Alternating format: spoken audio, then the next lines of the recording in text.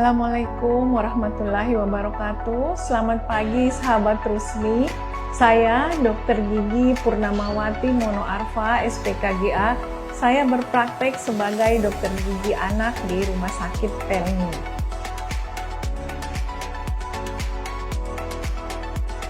Karies pada gigi anak adalah kita lihat definisinya adalah penyakit infeksi yang mengenai struktur gigi. Penyebabnya itu ada 4 mikroorganisme seperti bakteri, kemudian ada food debris, sisa-sisa makanan, kemudian ada tentu ada struktur gigi ya, struktur gigi dan ada saliva, kemudian ada waktu. Sebagai salah satu penyebab utama terjadinya proses perikatan ketiga komponen ini.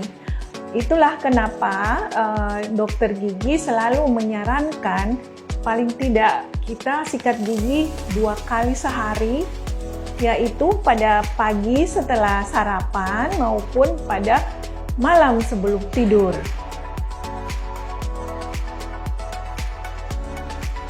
Karies pada gigi anak sebenarnya dapat mempengaruhi kesehatan keseluruhan dari anak tersebut.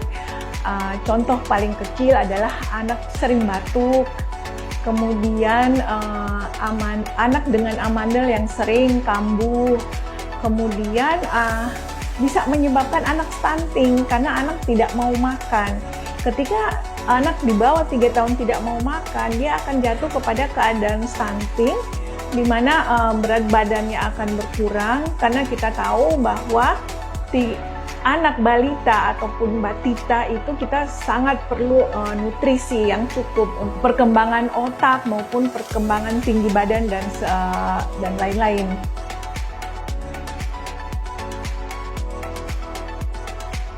Perawatan pada gigi anak bisa dimulai ketika gigi anak itu mulai erupsi, mulai tumbuh.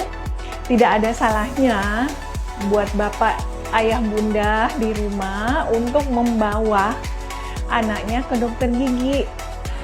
Sekedar berkonsultasi atau berdiskusi berdiskusi dengan dokter bagaimana caranya kita merawat gigi anak sehingga anak ini tidak bertumbuh dengan gigi yang karies.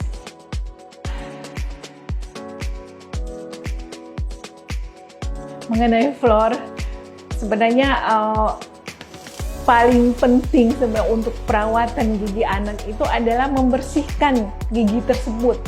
Membersihkan gigi anak ketika dia habis menyusui atau habis minum susu itu paling ampuh, paling baik untuk membersihkan. Kita tidak butuh biaya banyak, kita tidak butuh membeli fluor yang mungkin agak cukup mahal. Dan untuk saat ini fluor ini sudah banyak. Kita namakan itu hidden fluor. Dia tersembunyi pada makanan-makanan bayi yang kita kasih ke bayi, kemudian pada susu dan air minum. Di Indonesia mungkin kita sudah berfluor ya. Nah, yang perlu diberikan fluor itu adalah pada anak-anak yang tinggal di daerah yang air minumnya belum terfluoridasi, belum diberikan fluor. Jadi kalau untuk saat ini saya sih melihat tidak penting banget untuk memberikan fluor pada gigi anak.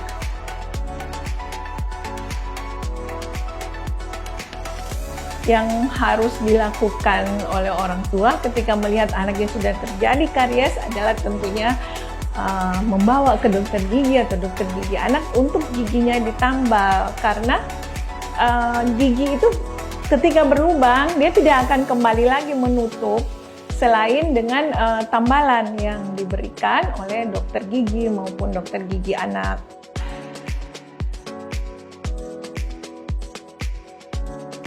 Tips dari saya untuk ayah bunda, pertama nih, kita bersihkan dulu gigi orang tua kita. Sebelum anak itu lahir, saya menyarankan sebaiknya ke dokter gigi ataupun ke dokter gigi untuk menambal gigi yang lubang. Kemudian membersihkan karang-karang gigi untuk orang-orang yang tinggal serumah. Dan saya saran juga untuk untuk ayah bunda yang akan mengambil babysitter, sebaiknya babysitter tersebut giginya harus bersih. Karena apa? Anak itu lahir semua steril, tidak membawa bakteri dalam mulutnya. Nah, kenapa anak itu bisa rusak? Karena ada interaksi antara orang tua, orang-orang sekitar si bayi, dan mungkin dengan babysitternya. Ini ketiga orang ini akan memberikan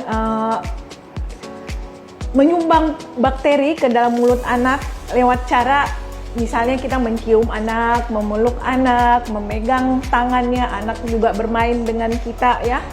Jadi bakteri itu yang ada di kita akan pindah ke mulut anak. Dan memang itu tidak terjadi langsung ada koloni bakteri dalam mulut, tapi itu akan lama, akan butuh waktu. Sehingga ketika anak itu mulai tumbuh gigi, koloni bakterinya sudah ada dalam mulut anak, maka terjadilah mulai gigi anak itu coklat, mulai ada lubang gigi. Nah, demikianlah edukasi dari saya untuk ayah bunda di rumah. Semoga bisa bermanfaat dan berguna. Salam sehat untuk kita semua.